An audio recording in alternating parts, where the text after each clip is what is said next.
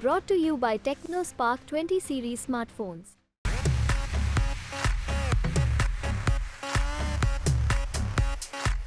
Team मौजूद है कानपुर में और कानपुर में लोकसभा चुनाव जो है अब अगले चरण यानी कि चौथे चरण में 13 तारीख को यहां से बीजेपी ने यहां पर जो है रमेश अवस्थी को प्रत्याशी बनाया। वहीं समाजवादी पार्टी ने कांग्रेस की तरफ से यहां पर कैंडिडेट उतारे गए हैं, उनकी भी हम बात करेंगे। यहां पर हमारे साथ कुछ लोग हैं जो कि मॉर्निंग वॉक कर रहे थे, उनसे बात करते हैं कि आखिर चुनावी माहौल जो है ये कानपुर में कैसा चल रहा है और किसकी हवा जो है वो यहाँ पर ज्यादा है। तो क्या नाम है आपका? सुनील शुक्ला।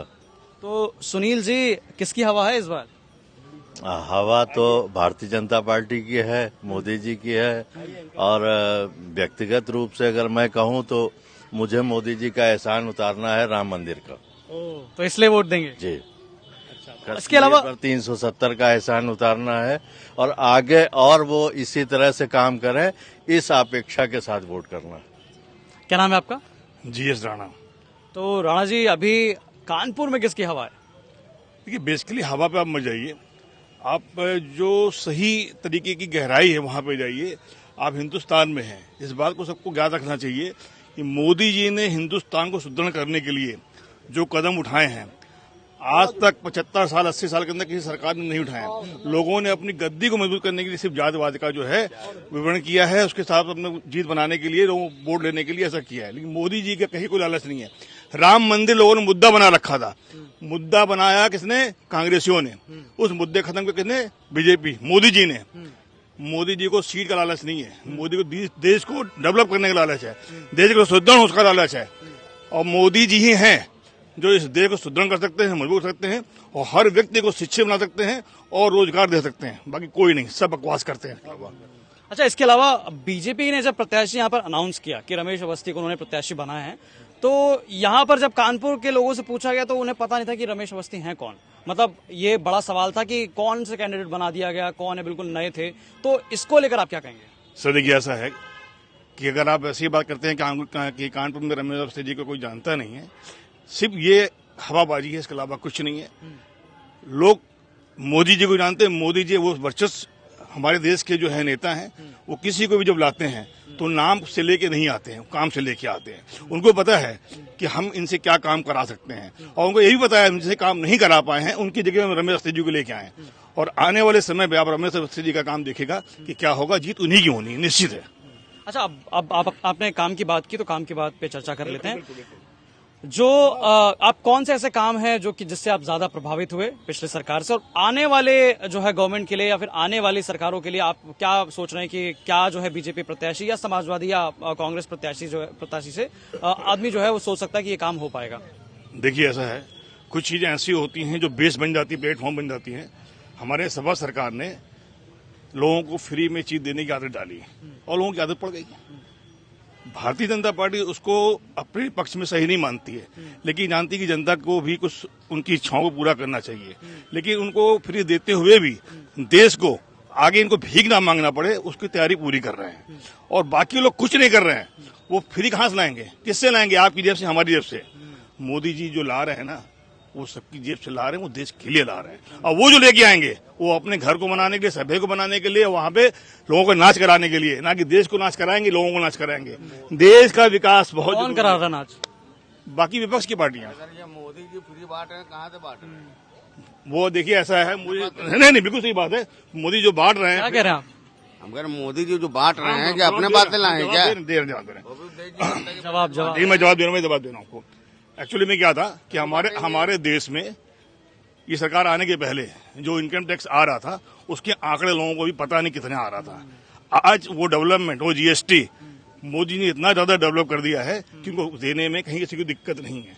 वो किसी को घर से खोद के नहीं दे रहे हैं, वो लोगों से जो चोरी कर रहे थे, जो छुपा रहे थे, जो इधर उधर फंडिंग कर रहे थे, वो निकाल करके लोगों के बीच में बांट रहे हैं, किसी से लेके नहीं। वो भैया क्या नाम है? कमाल। क्या सवाल है? नहीं, हमारा सवाल ये है कि कह रहे निकाल रहे हैं, कहाँ से निकाला? काला धन लाए वापस? जीएसटी काला धन वापस लाए? इलेक्टोरल जो बॉन्ड है, चले सवाल करते हैं। ठीक है जी, बिल्कुल जी। का दुरुपयोग कर रहे हैं कि नहीं कर रहे हैं? वो किस चीज का दुरुपयोग? हाँ, क्या दुरुपयोग कर रहे हैं? क्यों? सारे नेताओं को बंद कर दिया, सारे बीजेपी के नेता ईमानदार हैं, किसी के वहाँ पड़ा छापा? सारे विपक्षी पार्टी जो है वो बेईमान है। बीजेपी का एक भी नेता बता दीजिए जिसके वहाँ ईडी का छापा पड़ा हो। अच्छा, बिल्कुल 15-15 लाख रुपए मिलने वाले थे और भाई जी हमारा खाता खाली का खाली बना रहा है। अच्छा करते हैं इस पे। मसला होता है, छोटा सा मसला होता है, प्रधानमंत्री के मुंह से आवाज नहीं निकलती है। मणिपुर का क्या है? मणिपुर क्यों नहीं गए? मणिपुर देश का हिस्सा नहीं है। तो कानपुर में जो है, कानपुर में ये मुद्दे उठेंगे, कानपुर इन मुद्दों पे वोट उठेंगे। कानपुर में सिर्फ महंगाई, भ्रष्टाचार, इसके मुद्दे उठेंगे। और आप कह रहे हो कि जातिवादी मोदी जी करते नहीं है।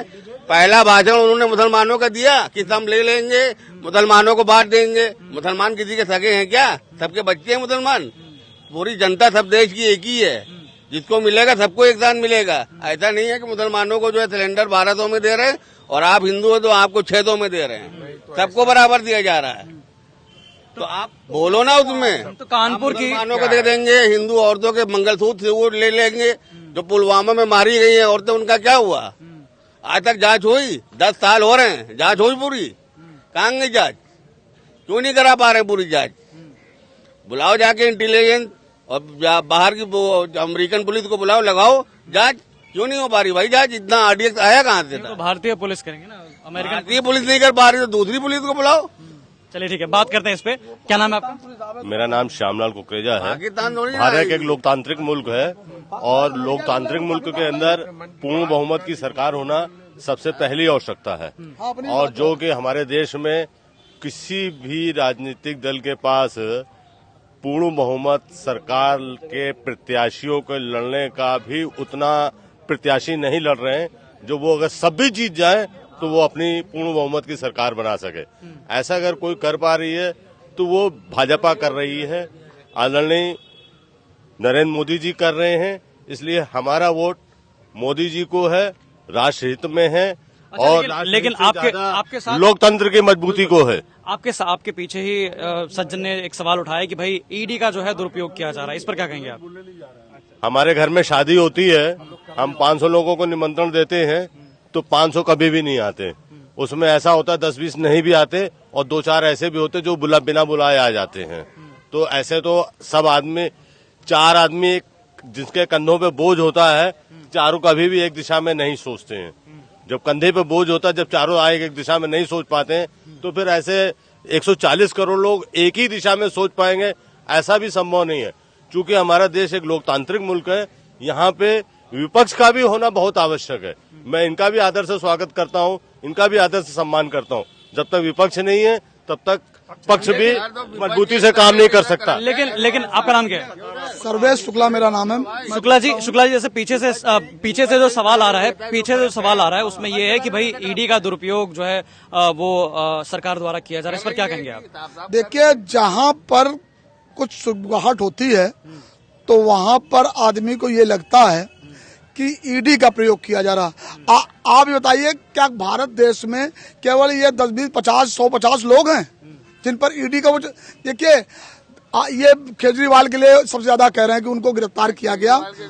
आप ये बताइए कि इतना बड़ा घोटाला हुआ, क्या और देशों और प्रदेशों के मुख्यमंत्री हैं, उनको नहीं कोई टच कर रहा? जब कुछ गड़बड़ी हुई शराब घोटाले में, जब कुछ पाया गया, तभी उन पर वो किया गया। कह रहे चुनाव के समय उनको अंदर कर दिया गया। अच्छा, नहीं। इससे अब वापस आते हैं प्रधानमंत्री के बयान पे। जैसे कि इन्होंने एक और मुद्दा उठाया, वही मुद्दा यह था कि मंगलसूत्र वाला। कि भाई मंगलसूत्र को लेकर पहले बीजेपी जब जनसभाएं कर रही थी चुनाव से ठीक पहले, तो उसमें मुद्दा यह था कि मंगलसूत्र जो है वो आपके ले लिए जाएंगे। इस मुद्दे पर क्या कहेंगे आप? देखिए, स्थिति यह है कि आप मालूम, भाजपा सरकार से पहले लॉ एंड ऑर्डर क्या था? खुलेआम बहन बेटियां रात में टहल नहीं सकती थी चौराहों पे। हम लोग देखने वाले हैं। आपने देखा होगा आज छेड़छाड़ से लेके बलात्कार से लेके कितना कम हो गया है। देखो, पहली बात तो डिबेट नहीं, बीच में ना बोलो। नहीं, बिल्कुल पर्सनली सवाल। यही कारण है। मोदी जी प्राण दे दें, योगी जी प्राण दे दें, क्या मोदी जी और योगी जी ने कभी भेद किया? मुस्लिम बहन बेटियों को सबसे ज्यादा सम्मान मिला। मुस्लिमों को सबसे ज्यादा उसका क्या बोलते हैं, सबसे ज्यादा आज स्वास्थ्य का योजनाओं का लाभ ले रहे हैं। जो फ्री राशन है सबसे ज्यादा मुस्लिम परिवारों को मिल रहा है। मोदी जी ने उनका केवल ये कहना है, मोदी जी और योगी जी कहना है, जहां का नमक खा रहे हैं वहां की बजाय आप कौन सा मोदी जी परिवार है, वो हमको अपना परिवार मान रहे हैं। कोई उनका भी बच्चे हैं, मतलब बच्चे हैं उनके, आज तक उन्हें भाई को राष्ट्रीय मेहमान बनाया आपने, बताइए। वो चाहते तो पहले परिवार के, आपको मालूम राष्ट्रीय मेहमान क्या होता, पूरी व्यवस्था होती। आज तक मोदी जी के परिवार का एक व्यक्ति राष्ट्रीय मेहमान नहीं बना। उनका परिवार देश है, उनका परिवार 140 करोड़ की जनता है। उन्होंने एक सभा में ये भी कहा कि भाई मैं जो है आपके बच्चों के लिए खप रहा हूँ और विपक्ष जो है वो अपने बच्चों के लिए खप रहा है। इस पर क्या कहेंगे आप? बिल्कुल, आप बताइए। उनके हम लोग बच्चे हैं, विपक्ष के पास चाहे सपा हो चाहे बसपा हो, बसपा वालों कहती थी कि हम नहीं है बच्चों के लिए, लेकिन हमने भतीजों को बना दिया ना, लेकिन हटा भी दिया, लेकिन बनाया ना। उसमें उनको लगा कि हमने जिसको किया योग्य नहीं है, खत्म हो जा रही पार्टी। आज की तारीख भाजपा में क्या है, हम उनके बच्चे हैं। अगर क्या हमको दे रही कुछ डायरेक्ट, लेकिन क्या था, राम मंदिर हमारी आस्था का, वो अगर राम मंदिर दिया तो उससे बड़ी जगह अयोध्या में मस्जिद के लिए दी है। और आप सुनिए, अयोध्या में भी मस्जिद भी मोदी जी के द्वारा ही भव्य बनवाई जाएगी, क्योंकि उन्होंने भेद कभी नहीं जाना है, उन्होंने नहीं जाना है। तो हमारा कहने मतलब है, ये कुछ मानसिकता के लोग हैं। देखिए 10 लोग खड़े हैं, आप सुनिए, बहुमत कहाँ होता, 10 लोग हैं। आज यहाँ इतने लोग खड़े हैं, इनमें 10 लोग मान लिया है, 10 में भगवान राजा राम सबको संतुष्ट नहीं कर पाए, भगवान राजा राम संतुष्ट सबको नहीं कर पाए, तो ये तो मोदी जी हैं। अब इसमें 10 में 2-4 तो अपवाद होंगे जो उनको कार्यशैली पसंद नहीं है। आप बताइए इतने सालों में क्यों नहीं उन पर और योगी जी पे कोई भ्रष्टाचार का चार्ज लगा, चाहे मनमोहन सिंह जी हो, चाहे मायावती जी हो, चाहे अखिलेश यादव, हर एक पे कहीं ना कहीं कुछ न कुछ दाग है।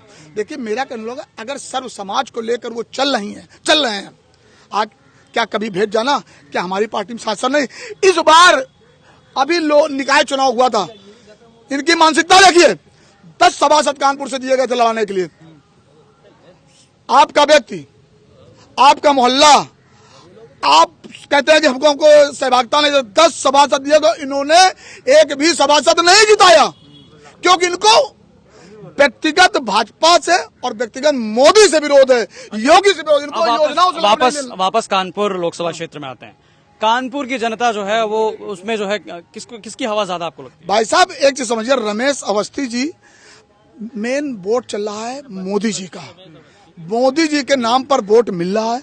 वो आपको मालूम, रोड शो केवल यहाँ 1 किलोमीटर 1200 मीटर का था, 1 किलोमीटर का, लेकिन जैसे मोदी जी एयरपोर्ट से बाहर आए हैं, इतनी जनता उत्साहित थी उनको देखने के लिए कि पूरा 17 किलोमीटर का रोड शो हो गया। उसमें उनका एक वीडियो भी वायरल हो रहा है जिसमें वो जो है भाजपा प्रत्याशी को कुछ बताते हैं, और प्रत्याशी को वो ये बता रहे हैं कि वो दिखा रहे थे, तो बोले ये आपका परिवार है, इनसे आप हाथ जोड़कर अपनी बात कहें, वोट मांगे आप इनसे। और आपको ये कैसे पता? हमें बताया गया। किसने बताया? हम बताते हैं। वहाँ जो उनके साथ हम लोग एसपीजी, उनके साथ जो एसपीजी थी, उनके देखिए हर आदमी के हर जगह लोग होते हैं, फोटोग्राफर तो एसपीजी होती है, और एसपीजी में भी सबको संतुष्ट नहीं कर सकते, लेकिन उन्होंने बताया, लोगों को ये नहीं बताया कि उन्होंने आते ही कहा और रमेश बाबू कैसे हो, ये दुलार का शब्द होता है, उन्होंने कहा और रमेश बाबू कैसे हो। और भी बात करते, क्या नाम है आपका? मुझे आर सोनकर कहते हैं। तो सोनकर जी, क्या लगता है अभी कानपुर वासी जो है वो किस मुद्दे पर वोट देंगे? विकास के मुद्दे पे, सांप्रदायिक सद्भाव के मुद्दे पे, अलगाववादी नीतियों को नहीं देंगे। जो गांधी के रास्ते पे चलेगा लोग उसको वोट करेंगे, गोडसे के रास्ते पे वोट नहीं करेंगे। और बोलो, आप सवाल पूछो, हम जवाब देंगे सब चीज का। हम नेता नहीं है, ना हमको टिकट चाहिए। और उनका बयान है, उन्होंने कहा है कि भाई मैं आप लोगों के लिए, बच्चों के लिए खप रहा हूँ, विपक्ष जो है अपने बच्चों के लिए खप रहा है। इस पे क्या कहेंगे? बच्चों के लिए खबरें, गुजरात छोड़ करके बनारस चुनाव लड़ने आए सत्ता के लिए, जनता की सेवा के लिए नहीं आए। अमित शाह के बच्चे का क्या हुआ? क्या आप एक चीज बताइए, आप एक चीज, हम ये कह रहे हैं इनसे ये पूछिए कि आपको मोदी में कमियां बताओ। आप ये बताइए, जिस व्यक्ति ने आपको छुट्टी, एक काम बता दो, क्या विकास नहीं किया? एक मिनट, क्या नाम है आपका? एक मिनट, क्या नाम है? बाबू प्लीज सुनिए। आप एक जनमत का मामला है यहाँ इतनी जनता, आप तो देख लिया आपने, सब जनता है। एक बार आपका नाम? बाबू एक